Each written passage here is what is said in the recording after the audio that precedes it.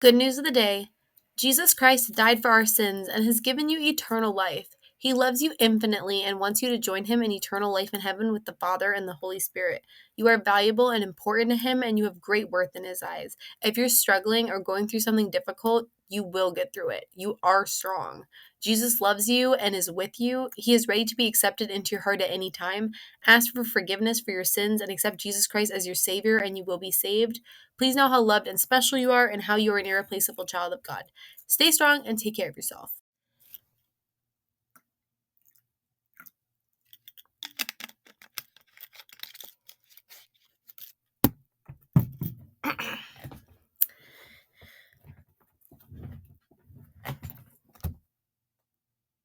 I'm back, bitches. Okay, so basically, there was finally Genshin stuff that I felt like was worth talking about, and like I could be talking about other things, but I'm still talking about the dumb gotcha game. So here I am. So today we're going to do a writing patch review.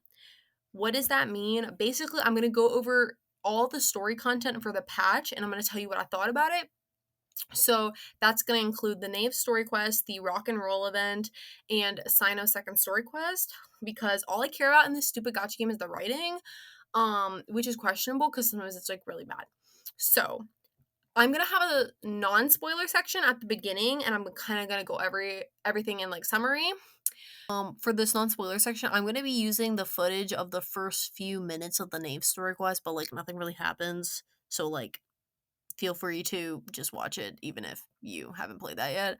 I didn't know what to play here. That wasn't really spoilery, but like don't worry. It's just kind of like I'm only going to play the first few minutes of it, so nothing really happens. Just like dialogue and stuff like that. So even if you haven't played all those, feel free to keep watching because I'm going to have a non-spoiler section. And then when I get to the spoiler section, I'm going to let you guys know. And if you guys haven't done those and you don't want spoilers, you can leave. And then if you already have seen them or you don't care, you can keep watching. So we're just going to jump right into it.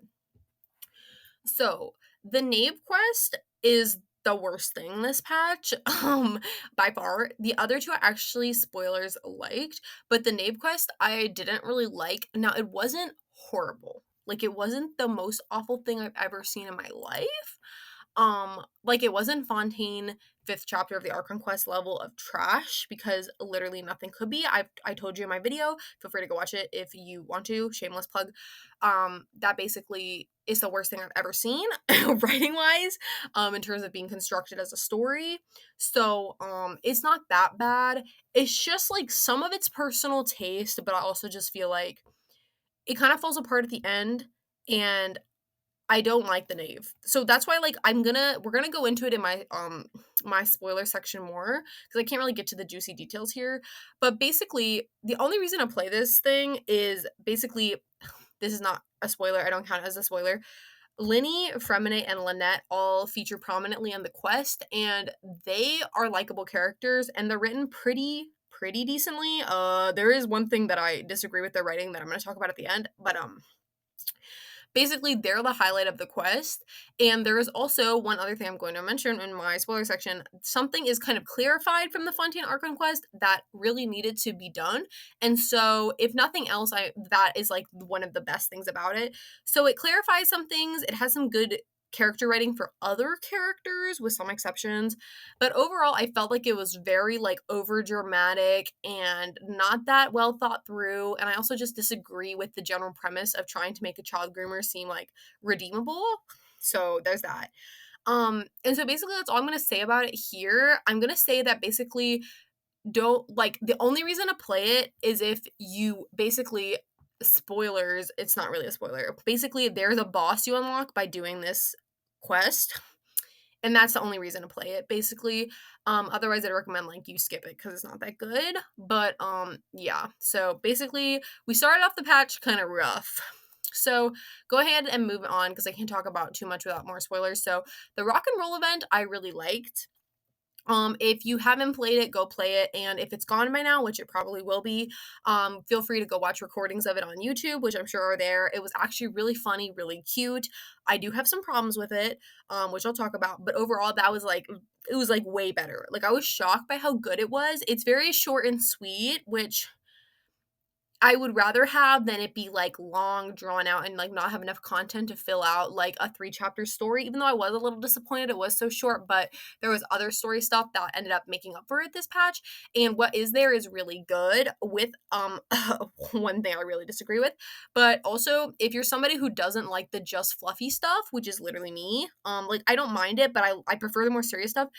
The devs, the writers, whatever, they tried to put in, like, some more serious stuff or, like, foreshadowing for serious stuff in the future. So even if you generally don't like the fluffy stuff, I feel like this is short enough, well written enough, funny enough, and also hints at some stuff coming down the line. Like, that actually makes it kind of worthwhile. So I do recommend it. It was good. So 2 thumbs up for me.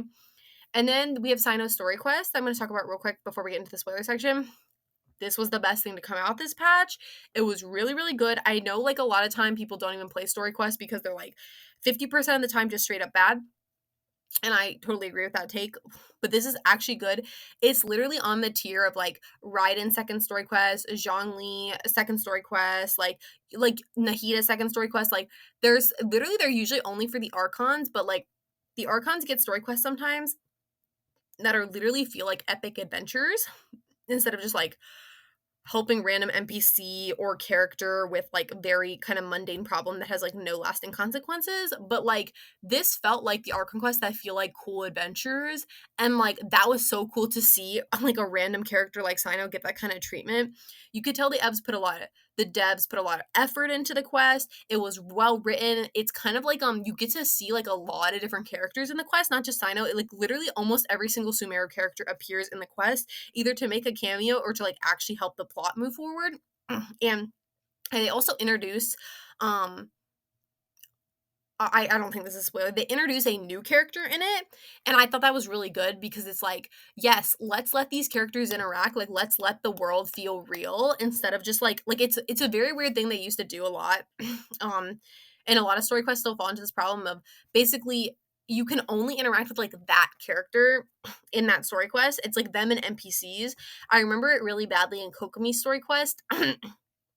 I think Goro does make a cameo at, like, the beginning of the quest, but later they're literally having a victory feast for the resistance, and Goro's not there, and I'm not just saying this because 'cause I'm a Goro simp, like, it's weird that the general wasn't at the party, and it's, like, it's because it's, like, Kokomi's story quest, so, like, no one else can be there, and Sora also makes a cameo at the end, but that wasn't the best example, but, like, for example, Cyno's first story quest, which I honestly don't think is as bad as some people say, I actually liked it, but, like, you only get to see Cyno. Like, it used to be, like, really, like, just that character, you and the NPC.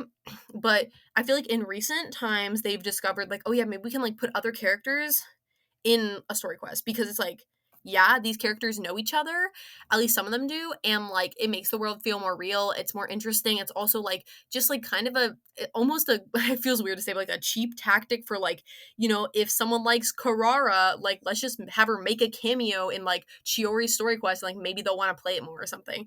But I think like it works and I like it. I really like that trend. I hope they continue that in the future, and this has that. So it's just overall a really fun adventure. There's lots of character cameos. It feels really real. The writing's pretty good.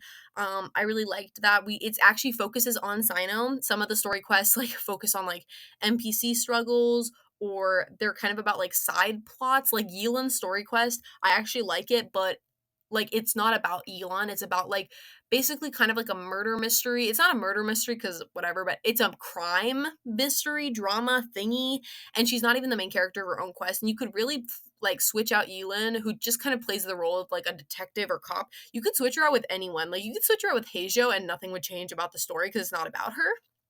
Even though I didn't think the story there was that bad, it's just like it wasn't focused on her. And obviously, like when there's a character story about someone, like you would expect them to be the protagonist of their own story. So like that was questionable. But anyway, it wasn't that bad. But basically Cyno is definitely the protagonist. The one thing I would say, like, is if you're like a dude, although like if you're a dude, honestly, I'd be shocked if you're watching this because I feel like dudes in general don't care about the story as much. But maybe that's just me being sexist. I don't know. I mean, if you're a dude watching this and you love the story, then like good for you. I'm glad like you do because sometimes they make good stuff for us, so like that's good. But like there's not a lot of like waifus in this. This is definitely like dude centric. Girls do make cameos and they do like help out in the plot and stuff, but like they don't get a lot of screen time. So definitely like just if you're a dude and you're only interested in like waifu stories, then like you're not gonna like it. But like for the rest of us, we're eating good. So that's basically my quick non-spoiler review. Knave Quest, not very good. Has a lot of issues in it. Isn't awful, but like I don't like it. The only reason to play it, like I said, is there's a boss you unlock. The rock and roll event, very cute. I do have an issue with it that I'm going to talk about in a second, but it's definitely worth watching, especially if you like the fluffier stuff. But even if you don't, it's very short and well written, and the character writing is good. So, like, I do recommend that as well. And then the Cyno Story Quest, his second story quest, just to, if you didn't know, he has two of them. This is the second one. I actually like the first one too, but we're talking about the second one right now. That's really good. Like, if you only play one of these, or like whatever, or I guess the rock and roll event, you'd have to watch a recording, but play the Cyno one. Like, it's permanent content in the game, and it's really good permanent content, and it will also keep you busy for a while. It's a pretty lengthy story quest. They spend some time on it, but it's like it's worth it. The story they tell is worth telling. It's not just like drawn out nonsense or like nothing really like significant happens. So that if you took anything, I would definitely play that one. And I thought that was really good. I basically have no problems with it. They're very, very minor. So like pretty much non-existent. So yeah. So basically overall, I'm gonna get in the spoilers in a second, but I actually did like the writing for this patch overall. I liked 2 out of the 3 writing things that came out. And again, the Knave thing wasn't horrible. I just didn't really like it. So I would give the Knave thing like a C minus, maybe a D plus. Maybe a C minus is more fair, but and then the rock and roll event, I would give that like an A minus or B plus. And then the Cyno Story Quest, I'd give it like an A. Like maybe an A plus. Honestly, they put a lot of work into it, and also they've lowered my standards a lot. After Fontaine, anything that's like good, I'm like, oh my gosh, this is brilliant. So yeah, basically that's my non-spoiler section. So all our friends, bye-bye. That if you don't want to see spoilers, thanks for checking out the video. Have a great day. Jesus loves you. You're loved. You're beautiful. All right, are you gone? Okay. All right, now for the rest of us, let's get into spoilers. Okay, so let's just start in order. Let's start with the Knave Quest. Okay. So let's start with like my main issue is like the Knave shouldn't have been redeemed like she was, because you like she is a child groomer, okay? And she grooms children, and that's like really bad, you know? And it's, listen, I definitely believe in redemption and stuff like that, obviously. Um I'm a Christian, so I like there's nothing that God can't forgive. He's very merciful as long as you're like genuinely repentant and you repent to him for your sins. But so it's not that, it's that like the way they did it basically is like I felt like instead of acknowledging like she's horrible and she's done wicked things, but like but she's really sorry now, or like um or even like so let's compare her to like Child for a second. So in Child's Quest, like Child, I love him so much, but like come on, fangirls, we gotta admit he's done some pretty awful things.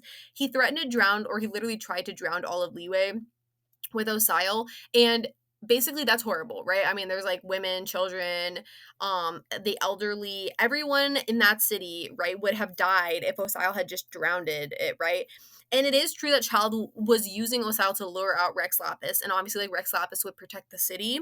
So like Child probably didn't think that everyone was gonna die, but like if Rex Lapis didn't show up, which he doesn't, they managed to defeat Osile anyway. But if he didn't and the Keychain couldn't stop him, Child would have had to live with the fact that he killed like tens of thousands of people or hundreds. I don't know how big Leeway actually is, but because like there's no way he would have been able to stop Osile at that point. So basically, you can't make a Child Story Quest basically saying he did nothing wrong and like it was all justified, because that wouldn't work. It would just make the fans hate him more. So what they don't attempt that, because it's like you can't justify endangering like a whole city full of innocent people. So instead of just trying to make it seem like he did nothing wrong, or he was actually like just super virtuous this whole time, they basically contextualize his behavior and his actions. They just add context. They don't make excuses. In the quest, Child talks about how he sees himself just as kind of a pawn. He's a soldier, he's a soldier following orders. And again, that doesn't like excuse doing horrible things, but it does add context, right? Like it's different than if like someone blows up a city because they just wanted to do it, and they blew up a city because they thought like they were doing it for their country, right? And again, it doesn't make it okay. It doesn't make it more okay, but it adds context to their behavior and their mindset when they did that. And we also just kind of like find out about Child's more good qualities. Like we know he's like a good older brother. We find out about like basically like how far he's willing to go to like protect his little brother's innocence and stuff like that. And so basically like the quest never tries to say like what he did in leeway, like he did nothing wrong, basically. It just adds context to like who he is. And so one of the ways that they could have done the Knave Story quest, because I'm kind of against it as a whole, but like let's just like they've obviously decided to do it. I would have gone for something like that because you can't justify child grooming and what she does. So I wouldn't have tried to. I would have tried to add context and kind of let us see it from her point of view. And like I would have just tried to do that because there's nothing you can do to actually justify it. And if you do, it's just gonna make it worse. And this is like personal because like and David was like, "Oh, like whatever. David's my brother." Sorry, I don't know why I just like said his name so casually like you would know who he is, but whatever. Um to me personally, what the knave does is much worse than what Child tried to do. Now, some people would disagree with me, and that's why I brought up David. David disagreed, but like I'm admitting it's personal preference, but there's something about what the knave does that just feels so much more vile to me. I don't know if it's because I'm a woman, but she basically presents herself as a mother figure or father figure, whatever, to the children, but like she just grooms them and uses them for her own ends. And like something about that is so personal and intimate, and it's like and the crime is against children, and that just makes her like more disgusting to me. And you could say, oh well, in leeway, like if Osile had succeeded in destroying the city, children would have been killed and Child would have been responsible for that. And that's true. But it somehow feels less personal, like it's like, if you drop a big nuke on a city and like children die, it's an atrocity. But like somehow it feels less wrong than a pedophile like hurting a bunch of kids or something, and you know what I'm talking about if you know. Like it just feels different, and like whether or not that's justified, I mean like obviously the nuke would kill way more people, right? But it just is a different vibe, right? So anyway, we're not here to really debate like if dropping a nuke on a city is worse than a pedo doing pedo crimes, but whatever. So the point is, I didn't like how they basically were like, she did nothing wrong. And I'm like, what? Okay, so like, let me explain this too.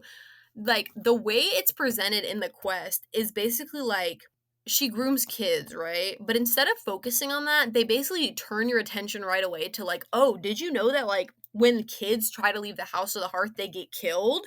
And I'm like, oh my gosh, I actually had never thought about that, even though it's like the obvious conclusion, yeah, which is just even more horrifying. And you're like, oh wow. And then Hoyverse is like, but she doesn't do that. Like she doesn't kill the kids that like try to leave. And I'm like, oh, okay, but like I wasn't asking like before they brought it up, I wasn't thinking about that. I was thinking about how she grooms the children, and, and, and basically like I'm sorry. I'm just like I just like this is like sometimes the bad writing just hits me over the head. I just really have to like they actually were like let's redeem like the child groomer. I'm like that's a choice. It is a choice and it's weird and I don't know why they did it. I would feel like if anything she's one of the least redeemable harbingers. Like the only one like worse than her is El Dottore. And like the meme is now I've saw it in like comment sections and I also was like talking to my siblings about it. Are they gonna try to redeem El Dottore? Like, I don't think so because they basically in this quest are like, she's bad, but she's not El Dottore. But like, they literally like, she's literally a child groomer. Like 100% she's a child groomer. And they were like, nah, she's good. She's actually a good guy. At heart, she's good. And I was like, what? So, like, at this point, why don't they just try to redeem Alvatore? Like, that would be so bad, but, like, it's kind of a meme at this point. Like, actually do it. You coward you won't do anyway. So, I don't like how they're basically like, she did nothing wrong. So basically, one of the things they basically do to try to make her seem redeemable is they literally give her the most overwrought, over dramatic, gotcha life backstory that I've ever seen in, I think, ever. Like, other than like bad fanfics where like this character just can't catch a break, and even then, honestly, I think they had better lives than her. They make her backstory so like sad to the point where I don't believe it. It doesn't even fit in with like the rest of the Genshin vibe. Like, Lynette and Linny have tragic stuff happen to them. So does Fremine. Fremine has a very dramatic backstory, but like everything feels believable. With hers, it really feels like they were like, let's come up with like the most sad thing ever so that it's okay she grooms kids because she's sad. Like that's what it feels like. And like it felt very fanficky. Like I described when my brother was asking me for like my review of this stuff, I told him, I was like, the Knave Quest feels like a 13-year-old's best attempt at a fanfic. And like the 13-year-old's not like awful at writing, but they're still like 13. And it's very like edgy and stuff. I just like didn't really buy it. Honestly, I just didn't really buy it. And like she was an orphan, but the orphanage she was in made her duel others because the evil lady forced them to fight, and then she had this best friend and she had to kill her, and then she went to jail and she's cursed, which by the way they don't even mention in the story quest. I found that out from the little film on their channel, but we will get to that later. Basically, I just felt like it was so over dramatic. And also there's stuff in it that actually like doesn't make her look good. Like, for example, she kills her best friend, and I don't feel bad for her because she did it. Like we're supposed to feel so bad for her because she lost her best friend, but I don't, because she killed her. Like, she literally murdered her in a duel. And like I know her friend was suicidal, but so what? You don't kill people who are suicidal because they want you to. That's just evil. It's just wrong. And if she had like, and it's like people could say like, oh, she had no choice. Why? She duels that girl who I don't remember her name. I'm not gonna look it up. Her friend's mom, who was the evil lady, the old knave. She just fights her in a year anyway and kills her. So like, why could she have not done that with her friend still alive? Like, I know her friend was dueling her because her friend was suicidal. She could have just like, 'cause she clearly won the duel, so she could have just like spared her friend and then like gone and killed her mom, since she could do it anyway. Maybe she used that year to train, but either way her friend could have still been alive and her trained. You know what I'm saying? Like, and there was, if they just wanted her friend to die, there were so many other ways they could have done it than having the blood be on her hands. But anyway, I just think that's like wrong. I don't feel bad for her because she literally murdered her own friend. And you could be like, she was young, she didn't know any better. That's bullshit. I mean, I don't know. So like whenever she was like sad about her friend, I was like, you killed her. Like, what? Anyway, so that was questionable. um what else? One thing too is the backstory is supposed to make her more sympathetic, right? Because it's like, oh, she suffered so much. But I actually think it retroactively makes her worse, because she was an orphan forced into a situation she didn't want to be in this orphanage, and she was groomed by this like weird Fatui lady and like put through all these atrocities and stuff. And so was her friend, and her friend like became like suicidal and stuff. So she knows what it's like to be a child who's like groomed and abused. But then she just goes on to do that to other children when she gets older. And you can make an argument like it's realistic because cycle of abuse or something, but like I don't care. I actually think it makes her look worse because it's like she knows exactly the pain that it inflicts, but she still does it. Like, she's scum. Anyway. So, oh, she's so scum. I hate her. I don't hate her more than A. No, I don't know. I don't have like, I actually hate Chiori more than I hear her because I just hate Chiori because she's so annoying. But and she'll no, someday I may make a video on Chiori, but Chiori, the only reason I have it is because I forget about Chiori. She's so freaking irrelevant. Thank goodness she's insufferable. I really don't like her. Chiori's like, why are you bringing me into this? And I'm like, shush, you're horrible. I hate you. Anyway, so we don't stand Chiori in this house. We actually do not stand her.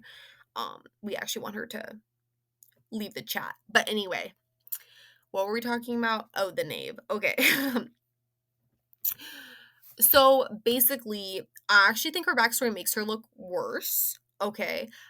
It feels very fanficky. It feels very like edgy. Like it's basically so sad. I don't even believe it anymore. It's just very cringe. Okay.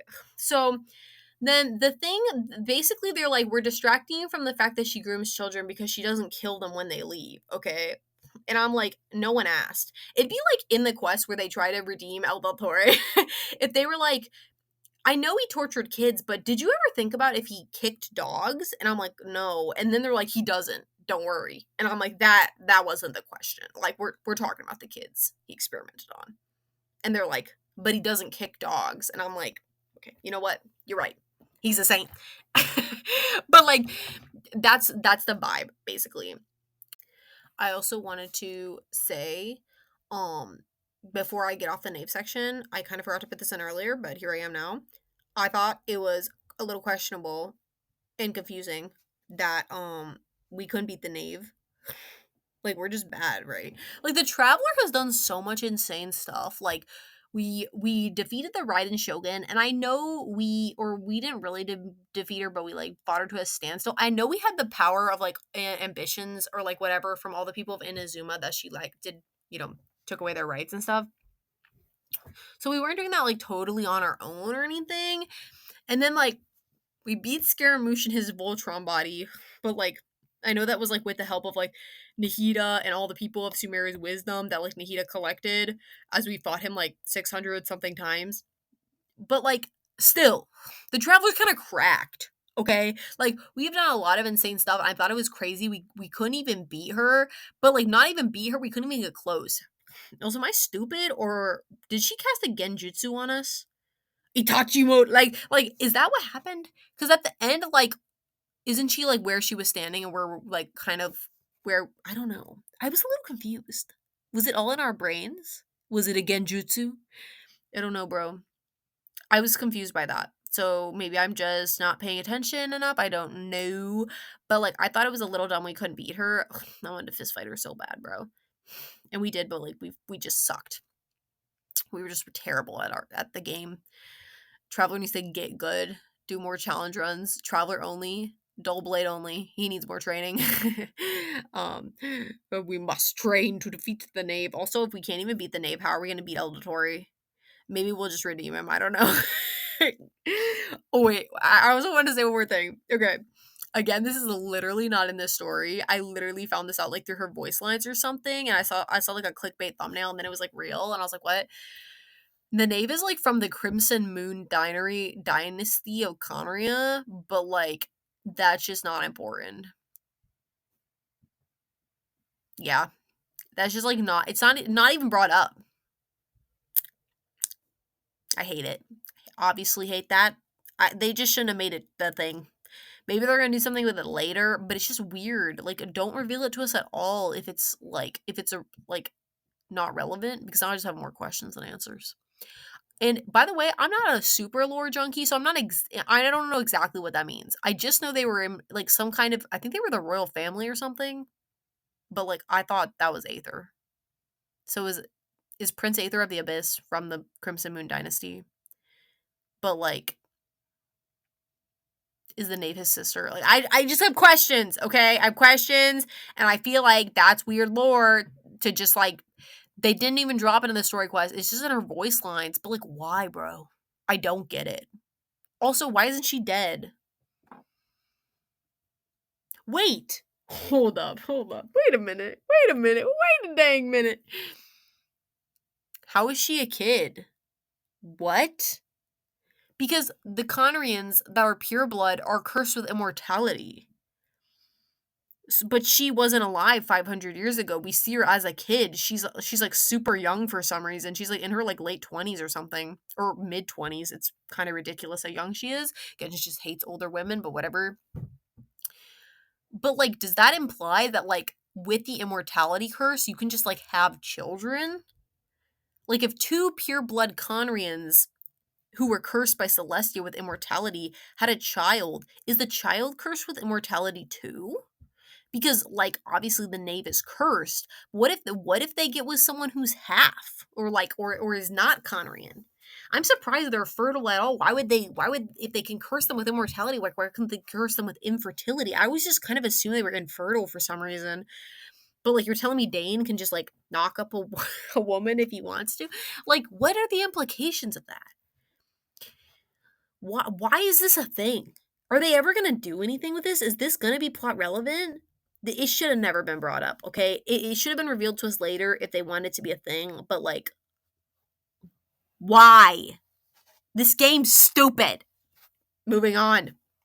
So, another thing I want to say is that, so basically, we find out at the end of the quest that the kids that want to leave the hearth, she gives them like the flame potions or whatever, and it like wipes their memory.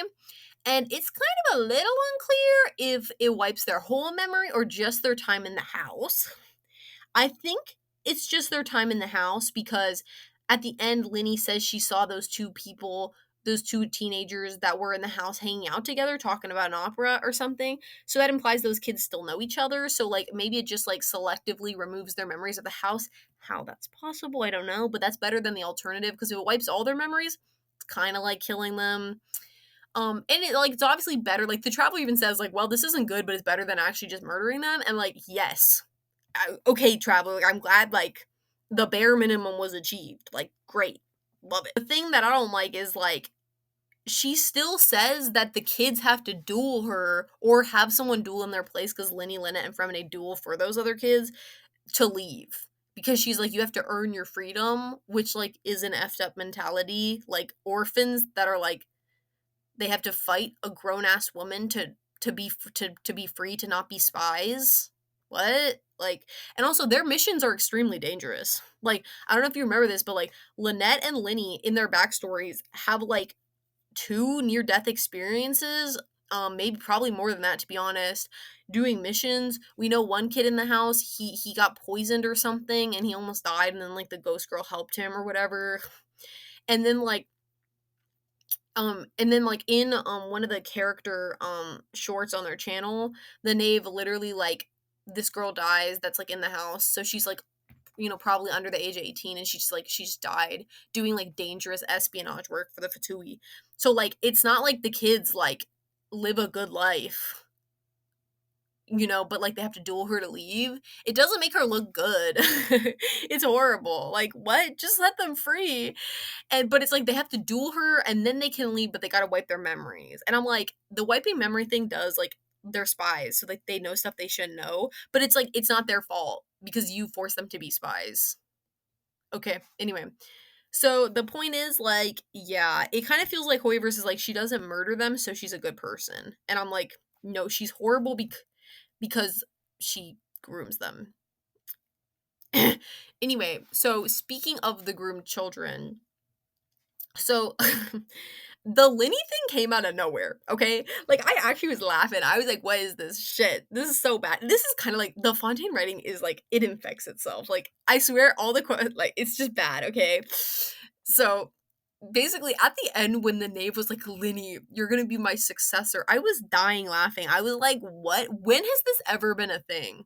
Like, Linny and the knave, every time they've interacted before, there has never been this implied thing of like Linny's her protege and he's like the strongest in the house. I think she literally says that. And I was like, bruh, how weak are they? Like, doesn't Linny say he's not that strong? Like, in his story quest, we get like mugged at some point and he's like, oh, traveler, help me. I'm not very good at fighting. So I don't know if he's just lying to us again, but like, what? It's never been implied. Like, I have Linny, I've read all his CP story. I've like watched the stuff, like I've the whole Fontaine Arc and Quest, Linny story quest. It is never mentioned that he is like the protege to the knave. That just straight up isn't a thing. And it really feels like they just made it up for this quest, so they're like, "Wouldn't it be cool if Lenny was her protege?" And, like, it's, like, a little cool, but it's also, like, really dumb. Like, I did not think that, and I was like, "Why is this, like, 18-year-old in, like, booty shorts, like, your protege?" Like, I don't I don't get it. It's weird. Um, he also, like, Lenny doesn't come off as that strong, like, fighting-wise, and it's like and him and the Knave, like, they've interacted on screen before, and, like, they've never implied to have this, like, special bond where, like, she wants him to, like, one day inherit the house and stuff that anyway, they just made that up. Basically, I'm just saying they just made that up and it's stupid and it's funny. It's stupid. Um, it's like when Shenna became a waitress. It's just, like, my brain cells melted. Anyway, so, basically, the Lenny thing came out of nowhere and it was dumb. And okay, so let's get into like one other thing and then we're kind of going to move on from this because I feel like there's enough said. So basically, another thing I don't like, and it's the only time I really feel like Linny and the other two are out of character, Fremine and Lynette, the other two. It's like Linny's squad. Anyway, basically at the end, they have a choice to leave, but they don't. And it's dumb, okay? Because like the devs literally don't even know why. Like Linny says it's because the house is the only place they've ever known. That's not a good excuse. It's just sad. Like because it's like it is true, but it's like comes off like an abuse victim like staying with their abuser because like they don't know any other life. Like it's like okay, like you know, like I'm sure that happens sometimes, but it's not very hopeful. And it also came off really like kind of shitty because like Linny said they agreed with him, and like I'm sure they did. Linny wouldn't lie about that. But like they live a very dangerous life. As I said, like Linny and Lynette have had like at least two near death experiences doing work for the house, and there's probably been lots of other dangerous times we don't even know about. Fremine almost died on a job from the house in the past. And I'm gonna get to Fremine in a second. But basically, why does Linny not why does Linny not want a better life for Lynette? Why, like, even if he's scared to leave the house, he must know that staying will endanger Lynette, his twin. And he, like, always wants to protect Lynette. So, like, why does he not want to save her from that life? Like, to give Lynette a normal, peaceful life. Like, why doesn't he want that? Why doesn't Lynette want that for him? Like the writers couldn't come up with a good explanation, and they should have just had them leave the house. Um, like which they won't do because characters can't change in Genshin. That's illegal. If you want to change, you have to get an Archon quest and you can only change a little bit, okay? Um so basically that was never going to happen. It was always off the table. But like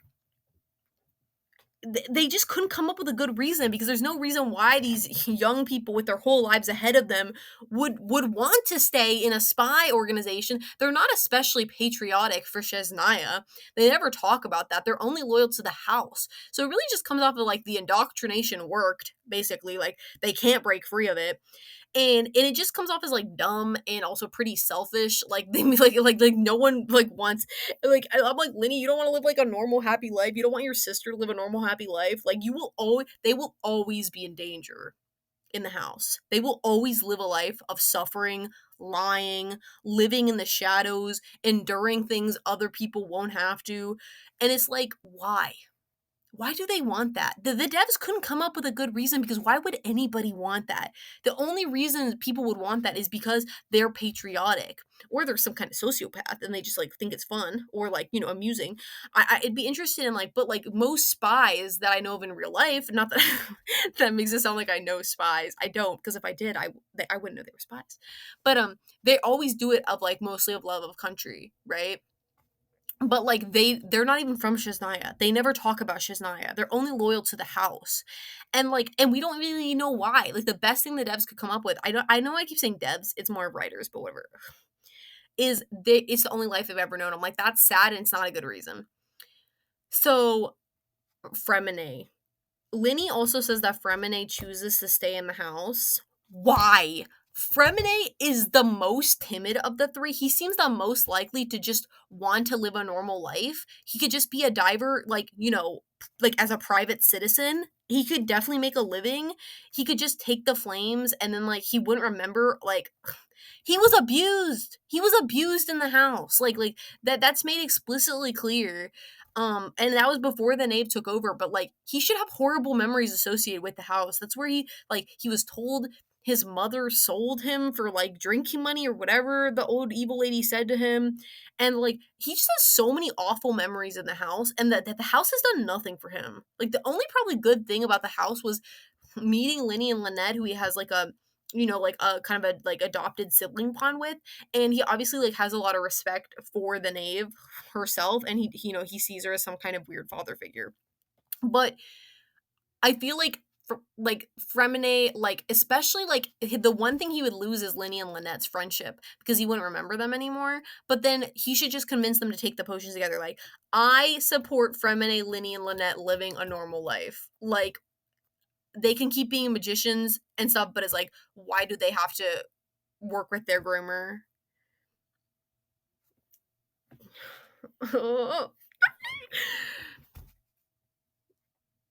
This story quest was bad. You can't convince me it was good, okay? The devs put a lot of work into it, but if the writing is bad, it doesn't matter. It doesn't matter if the fight is cool. It doesn't matter if the art is good. It does not matter.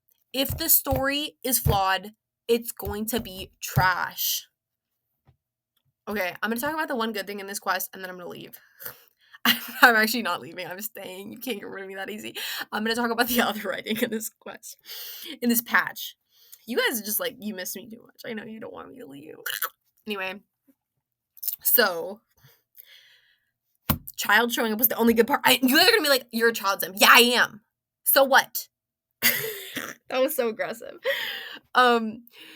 Child showing up and proving to us with our eyes that he was alive and not dead because of foul legacy was the only good thing in this quest. Actually, I told you, I thought the writing, other than the end, which is stupid, Linny, Lynette, and Fremine's writing was pretty good. And I enjoy seeing them, so I like that trio. But forget about it. Move, kids. My man is here. The man himself, Ajax Tartaglia, the 11th Fatui Harbinger, codename Child. Move, kids. Anyway, what am I doing? Seeing Child in the flesh was beautiful. It confirmed he was okay after everything with the whale and he wasn't like crippled for life. Although I did like that he was coughing and clearly like not in good shape because yeah, that'd be very realistic. It's like they still forgot how his powers work, but whatever. I don't care. I just want Child to be alive. I do think it would be super cool if they gave him like some kind of scar from being in foul legacy that long, or like cool like abyss corruption, and he's got like some kind of like abyss like eye or something like that just opened up like body horror or something. No one wants that movie. Like, come on, guys, that'd be sick. That'd be so cool. And then or he's got these like black scars or like curse marks, like Sasuke or like Dane has some scars stuff.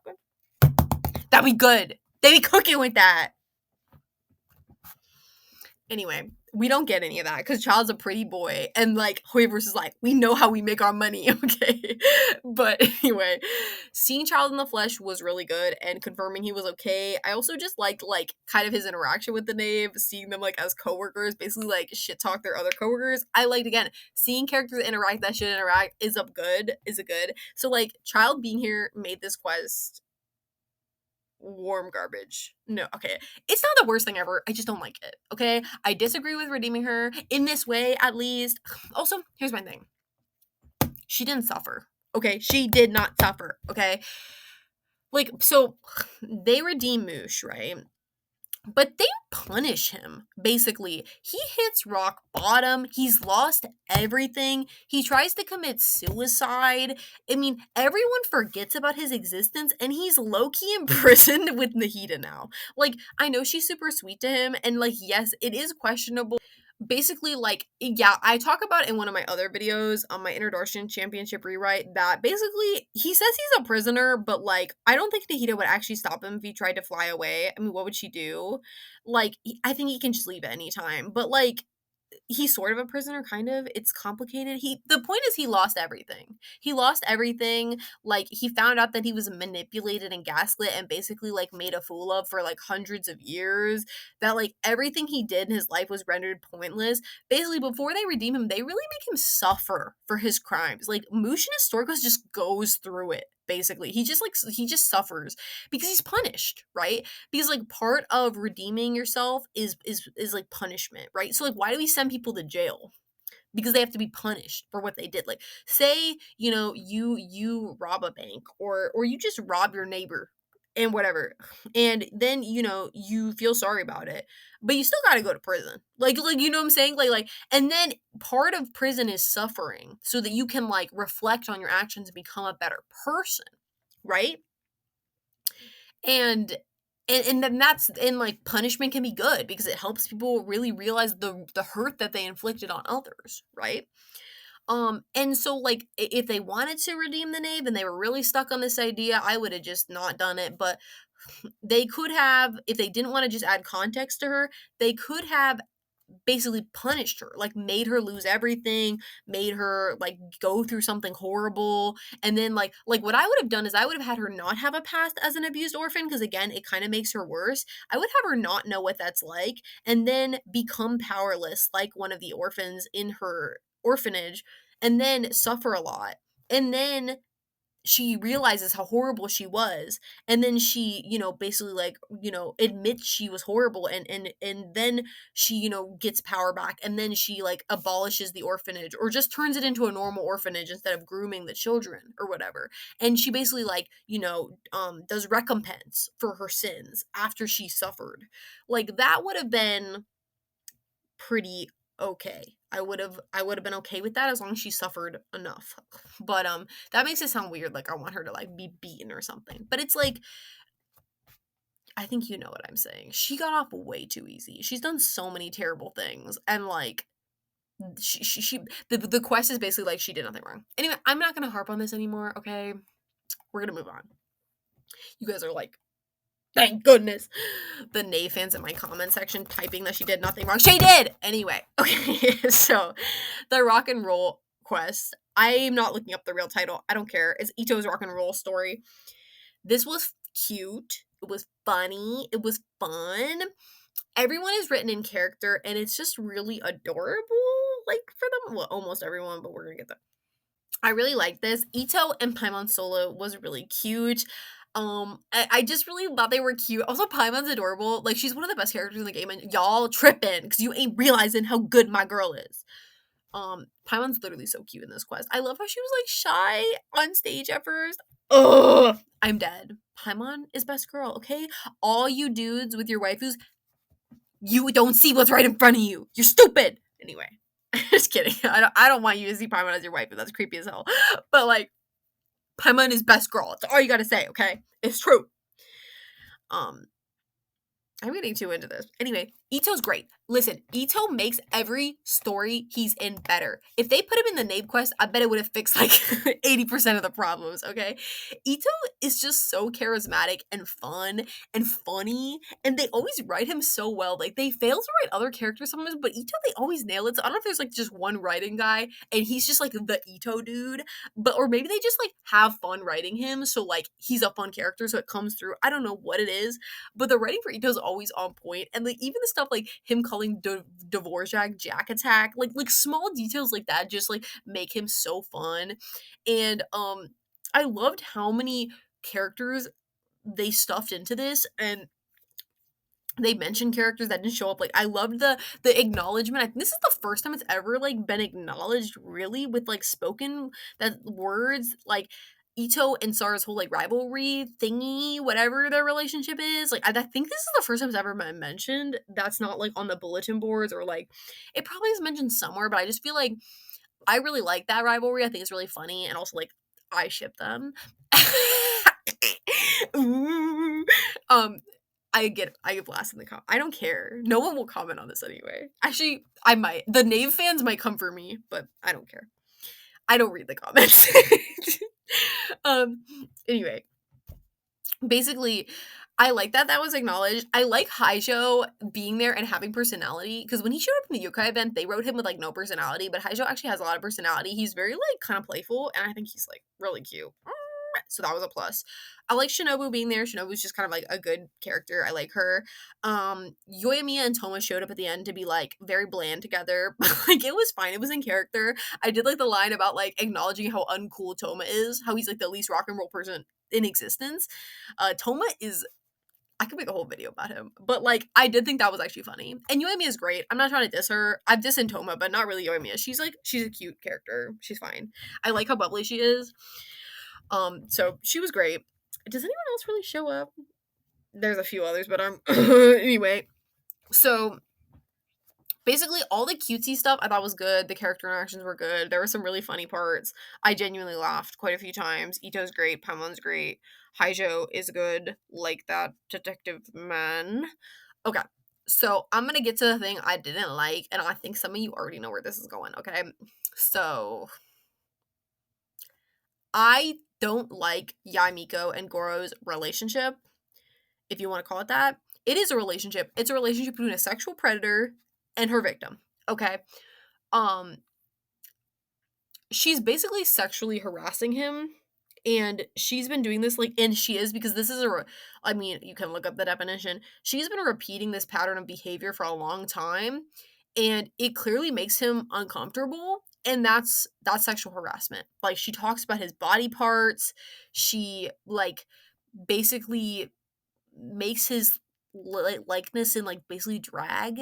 She I know in a past quest she told him she wanted him to wear women's clothes. It's all sexual harassment is basically what it is, and it's not funny.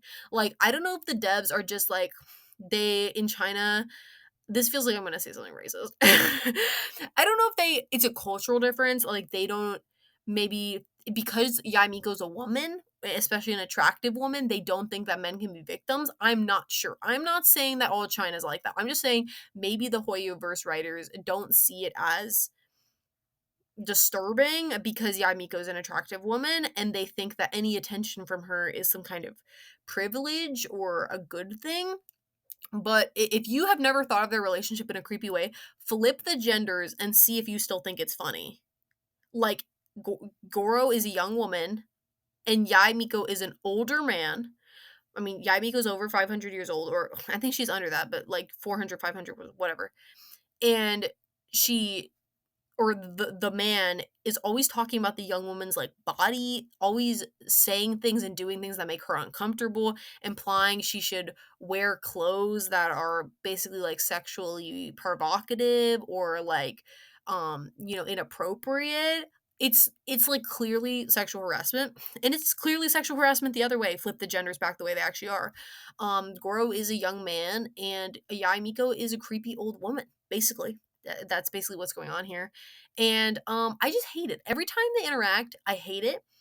I don't like her around him. And I don't like that he's kind of become this like one note character, or not quite, but like basically like even in his hangout, but in the Archon Quest.to, there's lots of like sides to Goro, right? Like he's this general, he's earnest but intelligent. We'll get to that in a second. He has a lot of loyalty to his men. He's very brave. Um, he has a softer, more sensitive side where he can be like insecure about certain things, like his body image, which Yai literally talks about parts of his body. Anyway, I'm sure that's really helping him. But basically he has layers to him. Basically he's fiercely patriotic to Watatsumi Island. He's defiant of authority if he doesn't think that authority is just. He's very loyal to Kokomi. Basically like Goro has a lot of different parts to him, you know. We know he comes from a big family. We know he loves mountain climbing. He's very athletic. Like there's all these different parts of him, right? But like ever since the whatever you want to call it, the gimmick with him and Yai's been introduced, every single event that Goro's in, Yai has to be there and make him uncomfortable in some capacity, and it's always played as a joke. But like it's not funny, especially the longer it's gone on, the more I don't like it. Because I'll admit, I'm not gonna sit up here on my high horse like and say that in the hangout when this gimmick was first introduced, I did think it was a little funny. Like I did, I'm gonna say it. I'm not like, I'm like way better than all of you. Of course not. I did think it was a little funny. Mostly because it was just so shocking. It was so shocking that the devs like, it was basically shock humor because it was sexual harassment even back then, but it was just so shocking that they would do something so racy and so strange. Because Genshin doesn't like to push the envelope very much. But I kind of thought it would just be like a one-off joke. And reflecting back on it now, it was wrong. I found that funny even back then because it was sexual harassment even back then, and Goro was uncomfortable. And so anytime someone is uncomfortable and is basically the butt of the joke, it's not funny. And obviously they're fictional characters, I know, but like, when things are repeated in fiction enough, they can have like, bad influences in real life and whatever. I feel like I don't have to explain to you why that's wrong.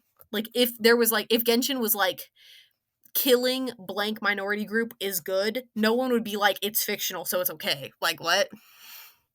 So I feel like that's a stupid argument. So it wasn't funny even back then, even if I did think it was. But the more it's come up, the more I can't stand it. And the more I've had time to reflect on it and be like, yeah, it was bad from the beginning. But also Goro has basically become her victim. Like every time he's on screen, Yai always has to be referenced or show up and make him uncomfortable. And it's like, one, even if you thought it was funny, the joke's getting stale by now, right? And it's just weird. It's kind of like what is the word? Is it flanderized? I think that's the right word. It's basically where you take one small element of a character's personality and you blow it up to their whole personality. It happens a lot in fandoms sometimes with characters, but it's weird that the writers themselves have done this to Goro, and I'm sick of it. I love Goro. He is like my second favorite character in the whole game. I've always really, really liked him. And I'm sick of it. Like I want to see Goro stuff where Yai is not there. Or they do some kind of arc where he stands up to her and like moves past like being her victim basically, or that other people stand up for him and they tell Yai that this is not okay and then she actually changes or something, because I'm just sick of this. I don't think it's appropriate. It's not appropriate. It's literally like making fun of like the fact that he's sexually harassed, and I just don't want to see it. And also there's so much other stuff you can do with Goro. Like, he became a general at a very young age. He's seen his comrades die. He is fiercely loyal to his country. He's not afraid to, like be defiant of authority when he thinks it's wrong and stuff. Like, the point is, he's a complex character and they could be doing so much more than what they are doing with him. So basically, speaking of Goro, so basically, the first thing I don't like about the rock and roll event, even though I did like it on a whole, okay, I'm sorry I'm so negative, but like, I see a problem, I talk about it. Also, you clicked the video. You know you know my content. If you don't, hello. I'm always like this. I can't help it, okay? I just see problem and I just nitpick at it because especially when something's all good, it's like the problem almost stands out more. Unless, I guess it hurts my brain less though, because at least the whole thing is not a monstrosity. But so that's good. So I promise I actually like the rock and roll event. I'm just saying the one thing I didn't like, okay? And it's like a couple things kind of, but they're all sandwiched together. So the next thing I'm saying, speaking of that, like I was just talking about how they've kind of flanderized Goro into being Yai's sexual assault victim. So this is hilarious. When she brought the Miss Hina cutout to the festival, obviously I was like, Goro's gonna see this and it's gonna make him deeply uncomfortable and upset, which made me sad because I like Goro. But then I thought about it, and the devs, I already mentioned this, but they have this obsession where characters can't change. And I was like, you know what they're gonna do? Like, what could they do that would nothing would change? Like, because the status quo never changes in Genshin's. Characters like rarely ever change. If they do, it's an arc on Quest, which there's been like 3 characters that have changed on screen. I guess you could count Nahida, and that's an arc on Quest.to. Like, over time, she gets more assertive and stuff. So, but like maybe like 3 or 4. It's not that. It's not maybe 5. I don't know. It's not a lot. You know what I'm saying? I made a whole video about it actually, if you want to watch, because shameless plug. But anyway, and I had this thought looking at the Messina poster. I said, Goro's not going to recognize it's him, and I said that's stupid. It's not in character for him. But I said, I bet that's what they're going to do, because then nothing will change. If Goro doesn't realize what it is, they don't have to move that plot point forward. Because if he realizes, then he has to do something about it, right? He has to confront Yai, or he has to get very upset, or whatever, right? Or laugh it off. Like he has to react. Something has to change, right? Maybe he'd get so mad he'd quit working for Yai at the newspaper. I don't know. Or it's not a newspaper, but the magazine. So I thought he's not going to recognize him. And then what happened? I know this gotcha game too well. I've been playing this game for too freaking long, okay?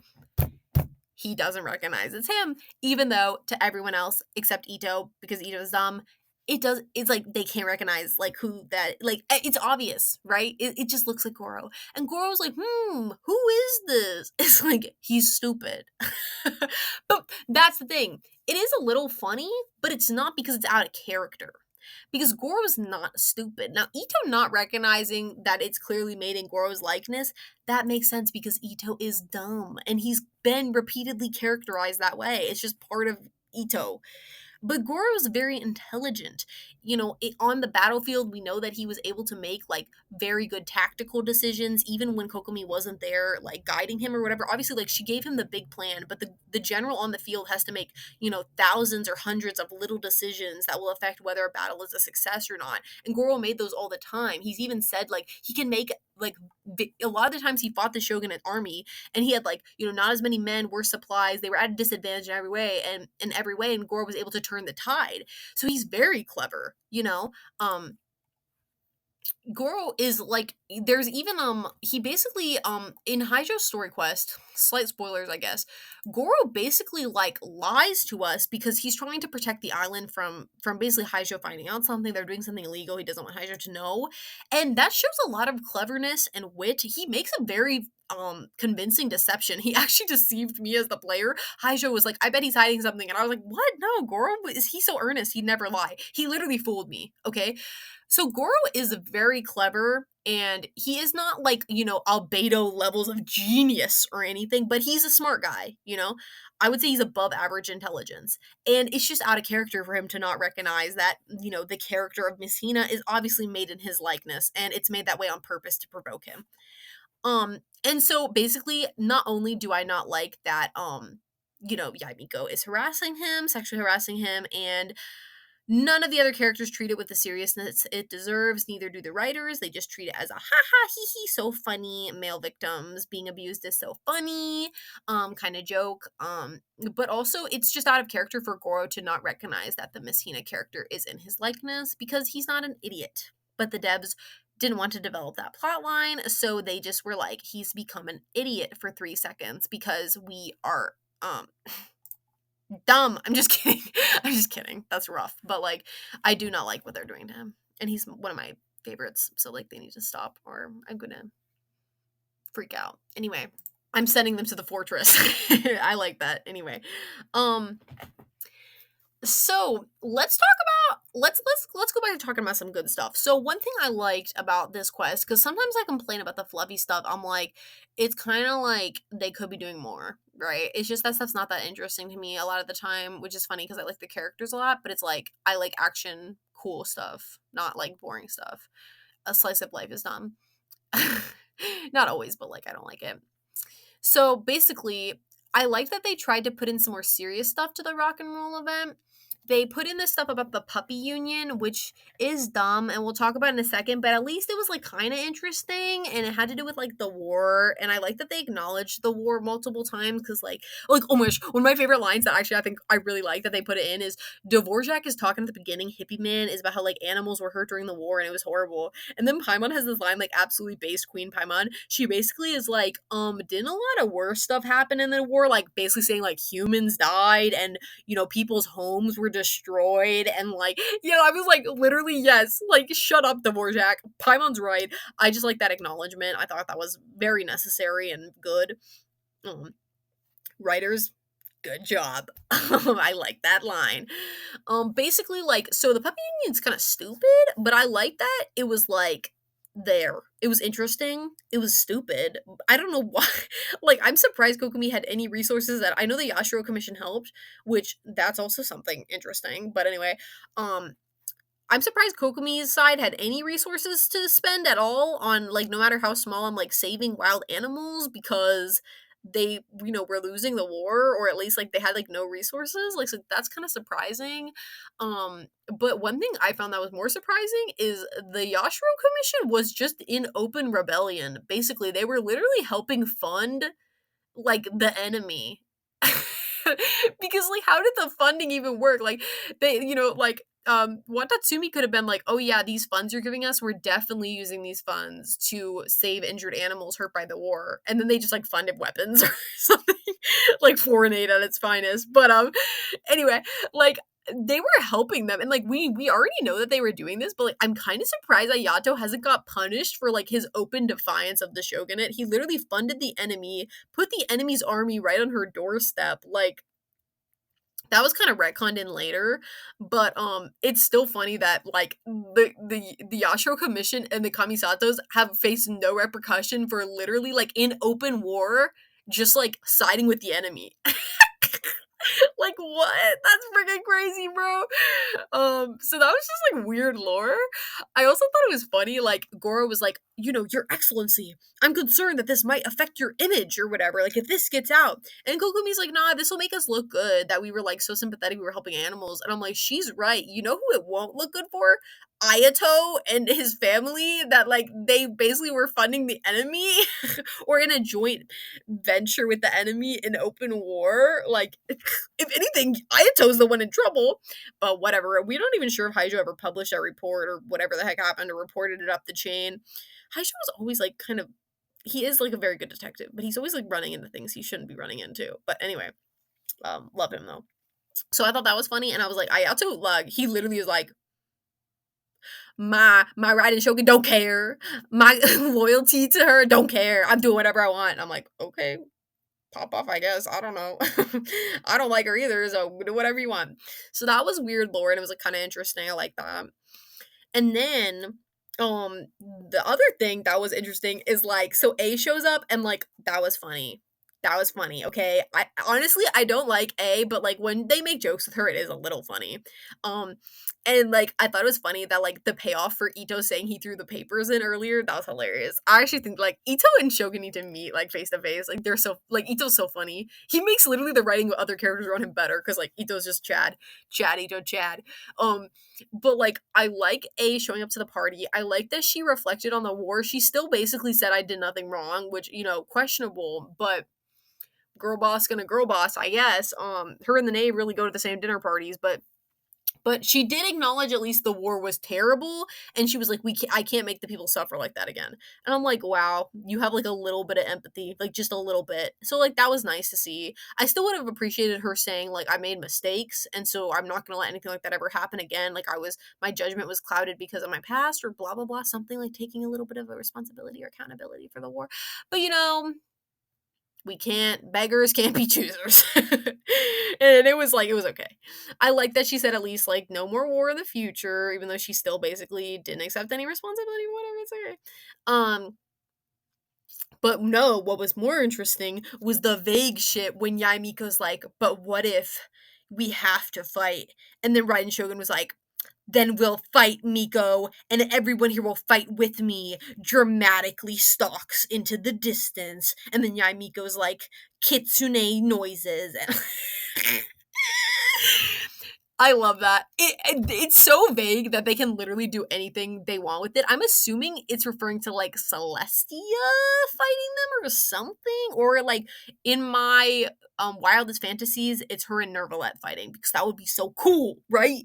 But I don't think so, because that would be too interesting. So I'm assuming it's referring to some vague future conflict with Celestia or the Abyss, or I don't know. It's so vague, it could literally be anything, which is why it cracks me up, because I'm like, they literally made it as vague as possible so they can basically deliver on that payoff with like 50 different things and just claim that it was always intended.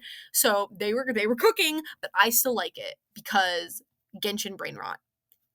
And I like that, like I like the fluffy stuff a little bit, but like I like when they put in more serious stuff too. Shadows Amidst Snowstorms was still their best event. And so basically, I like that they were trying. I like that they were trying, they were trying to make it good. And I was like, okay, I see you putting in some more serious stuff, and I appreciate that, So, yeah. Also, one of the other things that was great about the rock and roll event was that Yamiko and Goro never actually spoke, and so I was spared some trauma. So that was good. Also, I love Kokumi. She's great. I ship her and Goro so much. But like it's a little weird that she basically just doesn't tell him that he's being sexually harassed, but like maybe it's her weird way of protecting him, but she also seems to think it's kind of funny. So like you're not being a very good ally, Kokumi. But anyway, I'm just gonna pretend that it's not that she's just trying to like protect him and she doesn't want him to think about Yai because she's not worth thinking about. That's what I'm gonna headcanon, even though it is a little weird. But yeah. So rock and roll event good. I know I spent like a long time trashing it, but like I actually liked it, okay? I liked something. You're welcome. Okay, we're gonna move on now to Cyno's second story quest. I don't think I have anything more to say on the rock and roll event. Okay, we have gotten through the vegetables. We have gotten through the appetizer. It's time for the main dish. Mm. Sorry, it's so late. Okay. Cyno's second story quest was peak, bro. It was peak. I'm going to eventually, maybe one day in 5 years, I'm not sure, make a tier list of all the story quests in Genshin. And like, this is pretty top tier, I'm not gonna lie. It's literally a great adventure. It's epic. Like, some of the story quests are kind of lame. Like, let's be real. Let's just say it, they're lame, okay?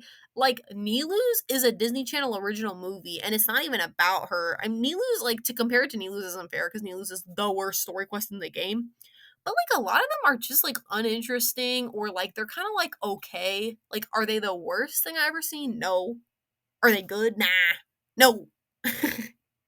Kazuha's is super lame. The talking sword. Hate that. Hate that crap. It's awful. It's bad. I hate it. But the epic ones, Nahida's second story quest, Raiden's second story quest, Zhongli's second story quest, Zhongli and Venti's first story quests are both very good. I wouldn't call them epic adventures though, but like anyway. But they're good. Like don't get me wrong, they're very good. So there's some good ones in there. But like the ones that are epic adventures hit hard because like we're in a high fantasy game, so like maybe we should like do cool adventures. The devs go into convulsions. Doing something cool in Genshin, not allowed. This was great. This was peak. Okay, we went on a cool adventure with our friends. This felt like a D&D campaign gone right. Okay, I was eating it up. I was eating.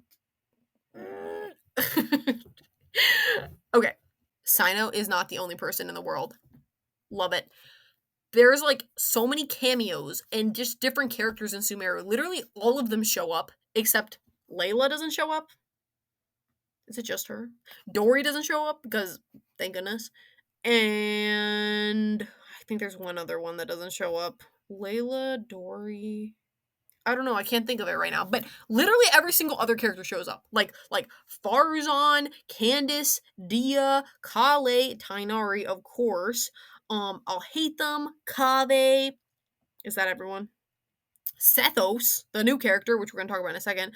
The point is, just so many characters show up in this thing, and I love it because it's dumb when like there's a story quest but like no one else is in it. Like I mean it can work. It can work. Like the first Cyno story quest, I heard someone say that it was boring and they didn't like it. And I was like, you're stupid. I'm just kidding. But like it's a great character study of Cyno and his values. And so like no one else really needs to be in it because like it's just about Cyno and his personal philosophy. So like other characters could have been in it and they could have made it good, especially if they were like foils to Tainar. Oh my gosh. Sorry. This is a furry boy on my mind, but to Cyno, but like it was fine without them. But this is great. Like it feels like the characters actually know each other and like actually live a life when the traveler isn't around. And like I love that. Tainari is in this a lot. And I love Tainari because furry boys are great. Okay, and I actually like his personality a lot. He's my fourth favorite character in this game. I love how like listen, there's a lot of characters. That is a good spot. Okay. And they're best friends canonically, so I loved that Tainari was in a lot of it. Again, it feels like a D&D party in a lot of ways. Like we go out on this epic quest. I like that. Okay, the first part of the quest feels like a fever dream. Like the part where like we're like, oh, professor, hate letter, and then it's like it resolved instantly and then we all go camping. That was a fever dream. I was like, what is happening right now? Like, I knew or I was suspecting the letter would come back at some point, but it's like, because like, most story quests, we don't do anything. Like, they're pretty lame. And so like, when the letter thing was introduced, I was like, this is what we're going to do. This is what we're going to do for the next 2 hours. Like, I just know we're just going to like, talk to NPCs and like find out who did this. And it was just like resolved instantly. And I was like, oh, okay. Like, I don't care because I didn't care about that plot. But like, it was so funny. I was literally like, what? And then we just go camping and it's like so weird because like nothing's happening. We're just like camping. And I was like, what? It literally felt like we went into a different dimension. Like, it was so freaking weird. um, but I mean, I was eating it up. I was like, okay. Plus, I ship Kale and Tainari, so I was thriving. If only they had more interactions in this quest, then I'd really be thriving. If anyone wants to go into my comment section and like write stuff, I headcanon Kale is 18 and you can't prove me wrong, okay? So shut up. Oh my gosh. What were we talking about? Oh, Cyno. Okay, so basically that was a fever dream, but then like the plot actually kicks off and I'm like, okay, I'm into it. I loved like finding out more about Cyno's past because like literally his CP story doesn't tell you anything about his past. It just tells you he likes to like crack jokes at the police station or whatever. And like when I was reading that, I was like, doesn't he have like a really cool backstory? And then like I remember in Introduction Championship, he like I think it's literally like in a throwaway optional line to Tainari, he mentions like having like the remains of a dead god in him or something. And I'm like, what? Like, you've never mentioned this before, and it doesn't say anything in your CP stories. Like, I don't even know how people knew that before that line, but they somehow did. I don't know if it's mentioned in the manga. I read the manga, but Cyno's barely in it, and I don't think he talks about his past, but I don't know. So, basically, I like that we actually learned more about it, and it was pretty cool. It was kind of epic. Like, I'm not gonna lie. Um, It also I really liked learning about, like, his like, Cyrus is his dad, basically, and I also really like that, they never say that he's his dad. Like, they literally show, not told. I kept waiting for them to pull me aside and be like, "Shh, psst, Cyrus is, like, his dad, like, Cyrus raised him," but they never did, and I actually really like that because it's like, I'm not an idiot. It's clear. I love the details of like him and one other NPC, Tainari's professor, have like customized designs and stuff, and they both have haircuts that look like their sons. Or Tainari has a real dad, so like that looks like their child basically. I thought that was really cute detail, and like just that's visual storytelling, right? Like Cyno never looks at us and says this is the man who raised me, but everything in the way that they talk to each other, down to their haircuts, just it's showing, not telling. Oh my gosh, beautiful storytelling is so good. Tainari's professor cracks me up. His design is so freaking funny, and it makes so much sense. Tainari is a nerd, and his hair is awful looking. So like meeting like the nerdiest dude ever as his professor, I was like, this just adds up. I mean, this just makes sense. Also, like that his master is like a hot shot. Like he's Tainari's master is like the Amorta sage, the biology sage, and I was like, I didn't know. Oh, Tainari, like moving up in the world. I'm just kidding. Um, but I just like seeing him. Like he had been mentioned a lot, like literally like 2 years ago. Like because I think he gets arrested by the sages in the Sumeru arc was like that's how long ago. And I just think it's funny. Like this is the dude that the old sages arrested because he was a threat to their evil plot. But I just like that detail, and I like seeing like this is the man who raised Cyno and stuff. Also, like pretty sad. Cyno doesn't seem that bothered by it because like Cyrus is his dad, and like he clearly loves Cyrus a lot. But like finding out Cyno was like sold as a child for like drinking money pretty much is like really sad. A Kylo Ren moment, but the Milo. I don't know if anyone gets that reference. You guys must, right? Star or anyway. Because like he says that she was sold for drinking money, and Kylo does to Rey, his girlfriend. Anyway, what's happening? So anyway, that was like that was sad, bro. Cyno doesn't seem that bothered, but like that's dark. Like people get sold a lot in this story. Like, bruh, the kids aren't thriving. But I really like that. I like knowing some of like how Cyno grew up and stuff. Let's talk about Sethos for a minute. I really liked introducing a new character before he's even a playable through someone's story quest. I thought that was really clever. because when I saw Sethos on Twitter, like just a picture of him a while ago, I was kind of like, where are they gonna fit him in? Because like sometimes they'll release characters with no story, but that's pretty rare. Usually they have some kind of story going on. And like we're not doing any Archon quests right now, and if there's a Dane quest coming, which I'm not sure, hopefully, but like I don't know. Usually those are just Dane and us. Like other characters might make a little cameo, but like I don't know, it doesn't seem like the right place to like introduce a new just like random character. So I thought it was good here, and he gets a lot of screen time. He's also very different than I thought he would be from the picture. His hair is gigantic. His hair, like he should do L'Oreal ads or something because that's a lot of hair. I like that him and Cyno were like connected, and they actually acknowledged that. Like at the end of the quest, Tighnari was like, "You're like brothers with him," and I was like, oh my gosh, Tighnari acknowledging that two characters that should have a bond have a bond. This has never been seen before. And then Cyno was like, yeah, we are. And I was like, oh my gosh. Also, Cyno's so likable. Anyone who doesn't like Cyno doesn't know him. He's great, okay?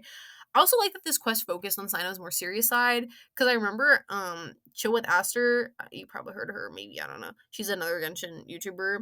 Um, she basically like she said in one of her videos that she thought Cyno was like kind of flanderized too into kind of like a comedic character. I didn't really agree with her because like he's very serious in the Archon quest and also in his first story quest. It's like his serious side too. So I didn't necessarily agree, but it is nice to see that focused on. And I feel like they kind of hit both sides here. Like Cyno felt like a well-rounded person in this story quest. I really like that. I also like that basically like him and Setho's conflict was like realistic. I also like that like Bamon, was that his name? The Setho's grandfather, his death and like motivation and everything, like it all made sense, and they treated his death with like respect. Like Sethos was like crying and he wasn't just like, it's okay, my grandfather's dead. You know, like obviously he had come to terms with the death, but it felt realistic. Like I don't know, I feel like sometimes they like brush past that kind of stuff too quickly. Not necessarily in Genshin, but just like stuff in general. Like they want the character to have like dead parents, so they just do it, but then they don't really think about like how the character would actually react or something. I don't really know. I just like the way that was portrayed. It kind of felt like respectful of a fictional character's death, but you know what I'm saying. It would be weird if Sethos was like, yeah, he's dead, I'm over it. Like, you know what I'm saying? I like that. I also liked it was very realistic. It kind of made their duel a little pointless, but like whatever. Basically, like Sethos was like, you won the duel, and like you're the rightful leader of the House of Secrets. I don't remember the name of it. And now and Sino's like, I don't want to rule your dusty ass temple. Like Cyno was like, miss me with that. And then he was like, you're in charge because like you actually know about this place and care about it. And then like Sethos was like, are you sure? And then Cyno was like, yeah. Like this is literally a downgrade for me. What are you talking about? And then Sethos was like, okay. Like that just cracked me up because it was like, yeah, Cyno's like, why would I? I know nothing about this place and it doesn't seem that great. Like it's like falling apart and stuff. And then Sethos was like, okay, this worked out for me, basically. Sethos was kind of like a funnier character than I imagined. I don't know. His voice acting is a little weird. I don't know. It's not horrible, but like, I don't know, his character's just kind of like, I like him. I like that he was the one that like told that kid to basically threaten to extort his teacher for money. Like, I like characters that are like, it's so funny because we were literally talking about the Knave earlier, and I don't like her because she's done some bad stuff and I felt like they didn't handle her that well. But like it's funny because I'm about to say this, but like, I like characters that are a little more like questionable. Like I like that they did that and it was like pretty bad that he did that and I liked it. I just like little trickster guys. Like what can I say? It's all about how it's handled and what they do. Like I love Child, even though like yeah, he almost drowned City. And I'm just kidding. I'm just kidding. That was horrible. But like Child doesn't think it was good. Okay. So I can't wait to see this Aritza and they redeem her and she did nothing wrong, even though she like did all these atrocities. And she's like, I never even liked El Torre. I was actually trying to stop him the whole time. Imagine they pin all this on my boy El Torre. The doctor did nothing wrong. I'm just kidding. I'm just kidding. Oh my gosh. What am I talking about? Oh yeah, I like that Sethos was like a little morally dubious. I also love that he's totally chill with losing his ball fragment. He's like, yeah, sure. You won the duel. I don't care. To me, it actually makes more sense for Cyno to give him the fragment because, like, is like linked to their organization and stuff, but like Sethos didn't really care about it. He just like wanted to rule the temple and like find his own answers or whatever. Um yeah, I thought it was pretty cool. I also liked Tainari participating in the duel because like I didn't know he was like that much of a combatant, but it was kind of fun to see Tainari in like badass mood because he's so nerdy. It was cute. I love Tainari. I also liked like little attention to detail like that, like when the desert, when they call them desert folk, I choke. Basically, I liked that like when the desert dwellers of the House of Silence, is that what it's called? The House of Silence? That sounds wrong. That sounds kind of right. Anyway, they see Tainari and then like Bamon, is that his name? Bamoon? I don't know what it is. Sethos' grandfather is like furry because it's like that's like part of their heritage or like part of their like culture or whatever, the backstory, that the lore, which I'll talk about in a second. You can tell how well I understood it, because like that's important to them or like is connected to them.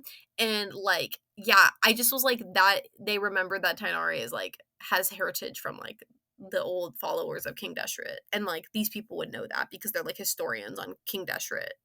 And I was like, that's just like, I know it seems small, but like when details like that are remembered, it makes the world and characters feel consistent, and it makes my brain cells hurt less than when like if they didn't acknowledge it at all. You know what I'm saying? So like, hooray for consistent storytelling. Um, I also liked Cyno winning the duel because I felt like that made sense. Because like Cyno is like he's been training in combat for a long time, and he's like the General Mahamudra, and he's been portrayed as like very, very powerful. And Sethos is like some kid from the desert who like he didn't even go to public school. Wait, he's actually probably smarter. Never mind. Whatever. Like, he's just not as, like, I feel like Cyno trained more, you know? I don't know. I just like that, okay? I also liked, like, the little drawings they did of baby Cyno and Cyrus. Adorable. I also like Cyrus in general. I thought he was funny. He seems like someone who would be Cyno's dad. Like, that just adds up to me.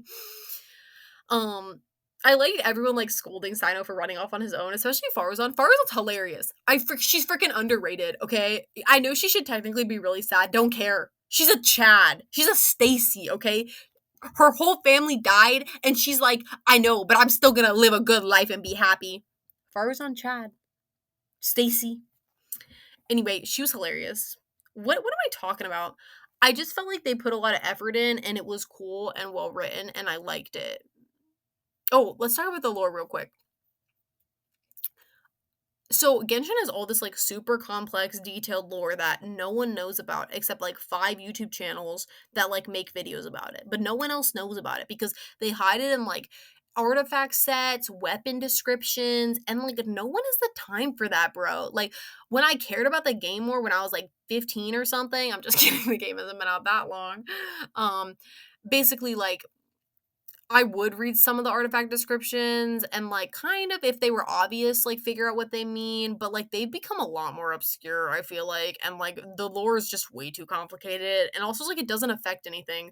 Like, why should I care if King Deshret's right pinky toe was infected with the fungus, and then they used some kind of holy artifact from Celestia to heal it? Like, that doesn't that doesn't affect the story, you know what I'm saying? Like, a lot of the lore is just kind of random and irrelevant. It doesn't affect anything, so like why would I know about it?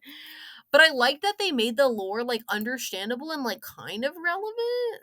Like the stuff about like I was a little confusing to be honest. Still like I'm trying to figure out what happened. So King Deshret, when he died, the House of Silence or whatever it is was formed to protect the forbidden knowledge or the knowledge of the civilization.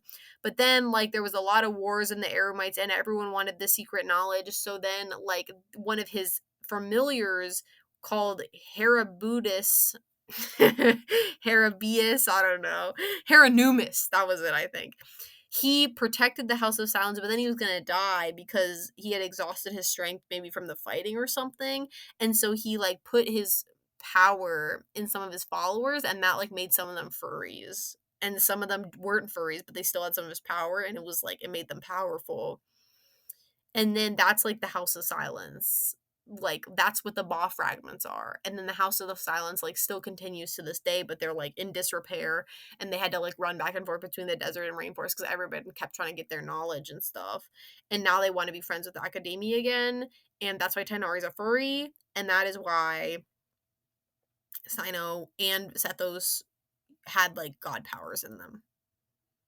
Also, one thing that I thought was a little weird was that Sethos could just like take the Ba fragment out with like no effort. He was just like, "Yup," because like we know Kale had like the remains of a dead god put in her, and yeah, she couldn't just like pull that out of her with like no effort. You know what I'm saying? It was like they had to go through like this whole ritual to seal it, and it was also like trying to control her and like manipulate her and stuff because evil dead god fragments could just be doing that kind of stuff, you know? But I think it's a little different because like the Haramoon stuff, the Ba fragments, I'll just say that. Basically, it was more like they were consensual, like they like the followers wanted to take them in. Although the House of Silence still kind of shady. Like they forced Cyno and like Sethos to like do a bunch of trials when they were kids. Like and like they sounded kind of dangerous. I don't know if they were or not. I can't remember the wording, but like Cyrus also takes Cyno from the temple, and like they never explicitly state why, but I always thought it was because like the house was putting him through like dangerous trials, and Cyrus was like, "This is my child and my boy, and I'm taking him because I'm gonna protect him from you guys." That was like what was like, kind of implied. They never like full out stated that, but like they're kind of shady. But like Sethos is in charge now, so like I know my man ain't gonna do that. He seems really chill. I don't know what Sethos is even like. It's hilarious that Sethos is in charge of like all this ancient knowledge because like I feel like Sethos ain't an academic. You know what I'm saying? My man would like definitely sell you crack on the street.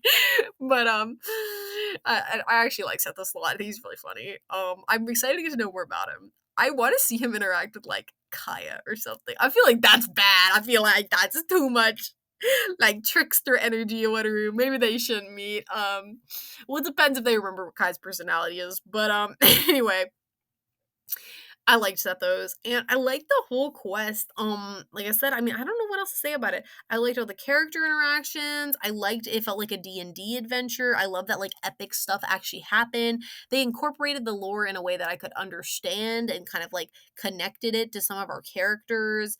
Um, it came to a really nice conclusion. I actually felt like closer to Tainari and Cyno. Like the scene where Cyno brings us up and we see that beautiful view of Sumeru. That view was pretty breathtaking, and I really felt like we really had like, oh my gosh, people gonna make fun of me. Oh, I don't care. I really felt like we had gone on this like epic quest, even though it's just a story quest. I'm gonna tear up, bro. Oh. I really felt like I had like done stuff with these people. I know they're fake, shush. But like I had done stuff with them, and like I really felt closer to them, which is like what the story quests are supposed to be. I felt like the traveler had made friends more. Like we were friends before, but I felt like closer to them. I felt like we had gone through something together. Like we had overcome obstacles together. Like we were real friends, bro. And like the view, like we were like, you know, like we had this moment of just like quiet after like all the excitement and stuff. We like, you know, Tainari and Cyno were just like, you know, just like hanging out. We were all hanging out like friends. The traveler was like included, and like and then Cyno just goes down and talks to his dad. I'm crying, bro. I'm crying. It was beautiful. This is like the best writing they've done since Carrie Bear. I'm pretty sure. Trying to think of all the stuff that came out. But like this the rock and roll event was like cute, and I was like, I like this. It's pretty good. But this I was like, I liked this a lot. Like I liked it a lot. I felt kind of, I don't know if moved. I don't know if I want to go that far, but like that scene at the end where we look out and like just everything that happened. And I also like that it was kind of a fun adventure. It was just fun. It was exciting. It had stakes. It had conflict. I really love when they let the characters be in conflict with each other. I feel like that's juicy drama, you know. Like I like that Sethos and Cyno had a real reason to be in conflict that was like not contrived, and like it felt believable and it was cool, and I just liked it. Okay, I really liked it, and I hope you guys liked it too because it's actually good. And again, there's no waifus. Just kidding. Some girls make some cameos and stuff. It is mostly like a guy focused story though. So like if you're someone who just is into it for the waifus, you're not watching this video. Let's be real. You left a long time ago. So like people who just enjoy good stories, male, female, whoever, um, it's great. And I love it. And I hope you did too because it was really, really good and I really liked it. So yeah. Basically, that is the end of my writing patch review thingy. I don't know if I'll do this again in the future. I kind of liked it. I thought it was fun. I hope you liked it. I hope it isn't horrible to edit. Yeah, for real. Thank you for being here. I know it's a long video. If you made it to the end, you're a homie. You're a real one. You're great. I love you. I love you so much. And if you're going through something difficult right now, know that you're loved. Jesus loves you. He died for your sins, and you're not alone. You know, like, even if you feel unloved, that's not true. Someone loves you. You know, I love you. I think you're great. Jesus loves you, and that's way more important than me loving you. And, you know, I know things can be rough. They can be, you know, really rough. Absolutely. And things can feel just really hard, but just, you know, try to take things one day at a time, or if that's too much, 1 hour at a time, 1 minute at a time, you know, and just you know, trust in God that he will get you through it. And if you don't know God, you know, you can take the first step to getting to know him today. You know, Jesus loves you. He died for your sins, and you are just, you know, loved and special, and you, no one can replace you. You know, and I know you're trying hard, and I know you can do it. So you just need to stay strong and, you know, take it easy on yourself. You know, it's hard to, you know, sometimes we hold ourselves to standards that are just super high, but it's like, you know, we're human. We're just humans, you know. So, you know, we're going to face difficulties, we're going to make mistakes, and that doesn't make us horrible, you know. It just means we're human. So, if you're having a rough day, know you're not alone. You're going to get through it. If you've been waiting for a sign that, like, are things going to be okay for me, or am I going to make it through this? This is your sign that everything's going to be okay, that God loves you, that he still loves you, and that he died for your sins, and you're just, you know, you're going to be all right. So I hope that you're all having a good day. If you're not, hang in there. Like I said, you're loved. And I want to just thank you all again for checking out the video. I know I don't post very often, so I appreciate you checking out what I made. I hope you had fun just chilling with me, just hanging out.